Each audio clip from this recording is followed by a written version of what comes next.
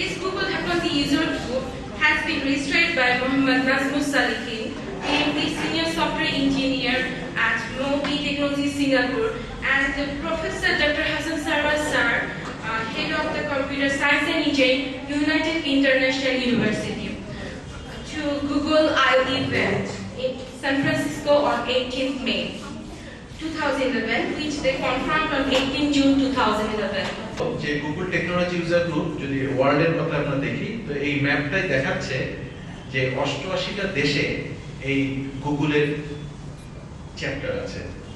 এটা একটা চ্যাপ্টার বলে, আর চ্যাপ্টারের সংখ্যা হলো 297। 297 হওয়ার কারণ হলো ওই এক একটা দেশে হয়তো অনেকগুলো করে চ্যাপ্টার আছে এবং ওই চ্যাপ্টারগুলো হচ্ছে এক একটা শহর ভিত্তিক। আর এ পর্যন্ত ইভেন্ট হয়েছে 558টা এই গুগলের সারা পৃথিবীব্যাপী। এইটা একটা ওয়েবসাইট code.google.com। এই ওয়েবসাইটের মধ্যে এগুলো আছে, অ্যাপ্লিকেশনগুলো আছে, যে অ্যাপ্লিকেশনগুলো গুগল ওপেন সোর্সে ডেভেলপ করেছে এবং যে কোনো প্রোগ্রামার এই ওপেন সোর্সগুলো ইউজ করতে পারবে। যেমন একটা করে ওয়েবসাইট থাকে, এই ওয়েবসাইটটা হোস্ট করা হয় গুগলেরই একটা জায়গাতে। গুগলই এই জায়গাটা দিয়ে দেয় এই পার্টিকুলার ওয়েবসাইটটা হোস্ট করবার জন্য। কিন্তু তোমরা দেখো এখানে সিটেলে যে গুগল জিটিইউজি যে সাইটটা আছে ওই সাইটটা হোস্ট করা হয়েছে। আমি একটা স্ন্যাপশট নিয়ে এসেছি। এখানে দেখো সিডনির একটা ওয়েবসাইট হোস্ট করা আছে। তোমরা যদি দেখো এই ধরনের একটা ওয়েবসাইট আমাদেরও হোস্ট হচ্ছে, যেখানে সমস্ত অ্যাক্টিভিটি গুলো লেখা থাকে এবং বলা হয় যে কবে কোন ইভেন্টটা হবে, কবে জাভার উপরে হবে, কবে পাইথনের উপরে হবে, কিংবা কবে অ্যান্ড্রয়েডের উপরে ওয়ার্কশপ হবে, এবং ইন্টারেস্ট পারসন যারা তারা এখানে এসে যোগাযোগ করে। এবং এখানে এই ওয়েবসাইটে যেটা দেখাচ্ছে সেটা হচ্ছে যে পৃথিবীতে কোন কোন দেশ এই টেকনোলজি ইউজার গ্রুপের সাথে অ্যাফিলিয়েটেড। তার মধ্যে কয়েকটা টপ কান্ট্রিজ, 88টা দেশ এখানে অবশ্যই তোমরা দেখেছো যে কানেক্টেড। তার মধ্যে একদম নাম্বার 1-এ আছে ইউনাইটেড স্টেটস, তারপরে আছে রাশিয়া, জার্মানি, চেক রিপাবলিক, ইউক্রেন। তো বুঝতে পারছো যে পৃথিবীর প্রত্যেকটা দেশ এই ব্যাপারে খুবই সিরিয়াস। এবং চ্যাপ্টারগুলোর নামও লেখা আছে, যেমন প্রথমে এটা হচ্ছে বোধহয় সেকেন্ডটা কিয়েভ, প্রথমটা সম্ভবত রাশিয়ান একটা, আমি ভুলে গেছি, কাজাখস্তান বা কোন একটা জায়গার চ্যাপ্টার, তারপর বুয়েনোস আয়ার্স মানে আর্জেন্টিনা। তো চ্যাপ্টারগুলোর মধ্যেও বলা আছে যে কোন চ্যাপ্টার অ্যাক্টিভিটি ওয়াইজ চ্যাপ্টারগুলো লিস্টিং করা আছে। এবং হট টপিক বলতে যেখানে ডান পাশে খেয়াল করো, অ্যান্ড্রয়েড এটা একটা হট টপিক, গুগলের app engine, Chrome extension, web toolkit, Google maps APS. তাহলে এই কান্ট্রিগুলোতে এখন এই ব্যাপারগুলো নিয়ে যথেষ্ট বেশি কাজ হচ্ছে। আমরা এখন এই জিটিইউজি ঢাকার ওয়েবসাইট ওপেন করছি। আমাদের জন্য সুখবর হলো এটা যে বাংলাদেশে এখন পর্যন্ত জিটিইউজির কোনো গ্রুপ ছিল না। তো মে মাসে আমরা অ্যাপ্লাই করেছিলাম। আমরা বলতে আসলে যেটা হয় যে আমার এক প্রাক্তন স্টুডেন্ট, ও সিঙ্গাপুরে জব করছে, সিঙ্গাপুরে একটা কোম্পানিতে, এবং গুগলের সাথে যথেষ্ট ভালো পরিচয় আছে। গুগলের যারা ভাইস প্রেসিডেন্ট আছে তাদের সাথে পরিচয় আছে, ওনার নাজমুস সালেহিন। তো ও গুগলের সাথে প্রায় 1-1.5 বছর ধরে কাজ করছে এবং ও আমার সাথেও আমার কন্টিনিউয়াস কমিউনিকেশন করছে, এবং আমিও ওর সাথে এবং আমার এখানে আরো 2-1 স্টুডেন্টকে নিয়ে কিছু গুগলের প্রজেক্ট ডেভেলপ করছিলাম, যেটাকে গুগল ওয়েব প্রজেক্ট বলে। তো দিস ইজ আওয়ার ওয়েবসাইট।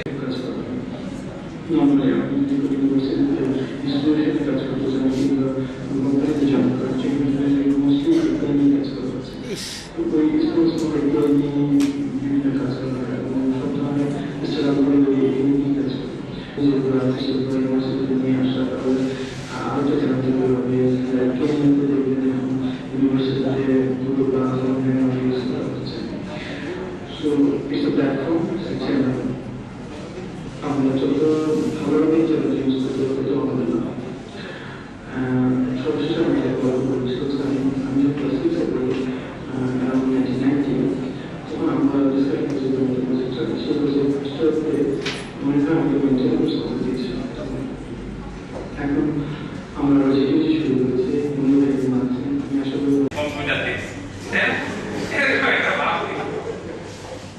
তারপরে কি হলো, আমেরিকার কতগুলো জিনিস আছে, এটা যেখান থেকে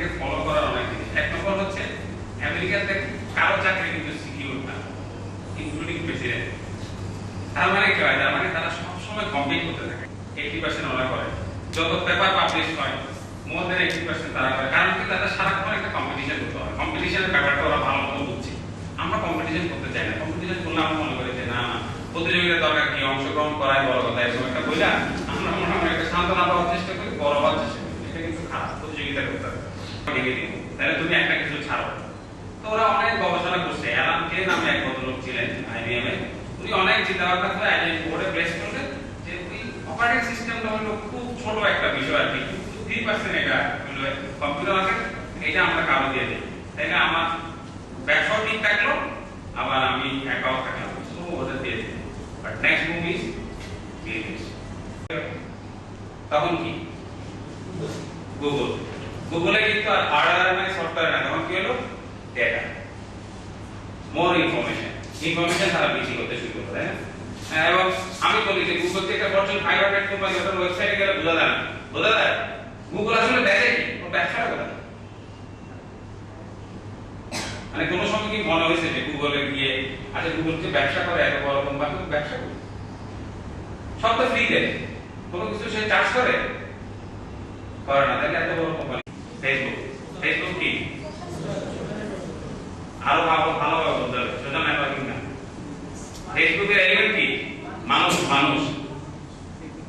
সো এখন হলো কি প্রথমে ছিল যন্ত্র হার্ডওয়্যার, তারপর হলো সফটওয়্যার, তারপর হলো ডেটা, এখন ব্যবসা হচ্ছে ফেসবুক। ঠিক আছে, ফেসবুক কেমনে সে ব্যবসাটা করে? নিজের ব্যবসা তো সে করে, আবার অনেকের জন্য ব্যবসার একটা প্ল্যাটফর্ম যেটা গুগলও করছে, তাই না? মাইক্রোসফট এবং আইবিএম কিন্তু অন্যদেরকে ব্যবসা করার জন্য প্ল্যাটফর্ম দেয় না, দিছিল দেয় না। গুগল এসে প্রথমে দিল, গুগল অ্যাডসেন্স করা যায়, এটা করা যায়, গুগল সার্ভিস না ভাবে গুগল থেকে ব্যবসা করা যায়। ফেসবুক এসে এটা আরো ওপেন করছে, কি বললো? আমি আমার অ্যাপ্লিকেশন প্রোগ্রামিং ইন্টারফেস দিয়েছিলাম, এখন ফেসবুকের জন্য প্রোগ্রাম লিখলেই অনেক টাকা পাওয়া যায়। ফেসবুক শুধু নিজে বড় হয় নাই, সঙ্গে সে আরো অনেককে বড় হচ্ছে।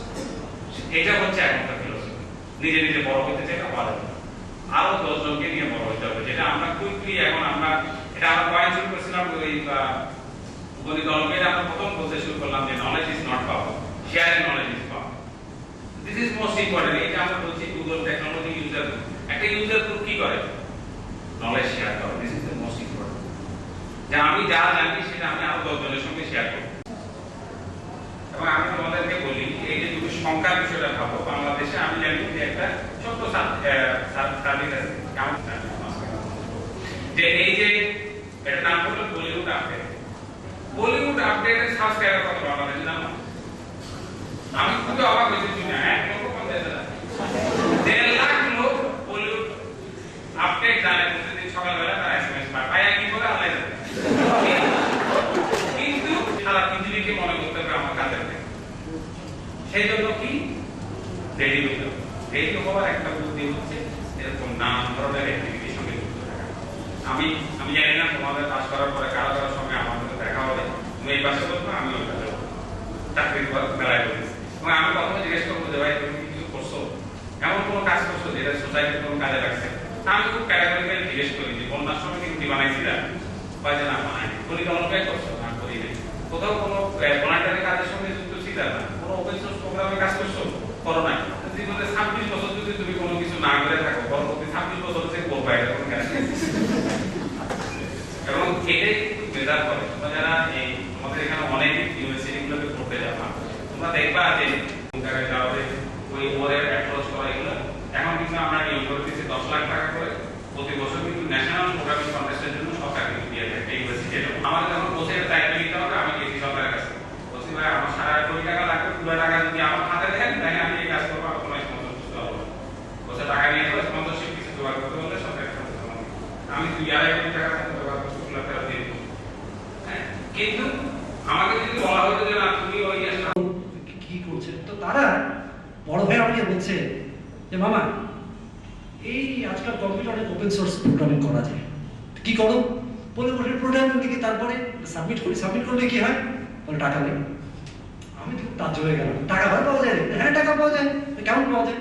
আমি হিসাব করে বললো যে আমি মাসে প্রায় 2 ঘন্টা বা 4 ঘন্টা লাগবে, বাট সো হোয়াট, সপ্তাহে 4 ঘন্টা কাজ করে যদি মাসের শেষে 30,000 টাকা আর্ন করা যায়, ও $80 মিলিয়ন কথা বলছিল, তো আমি তাই জন্য আশ্বস্ত করছি সবাই $80 মিলিয়ন তো করতে পারবে না।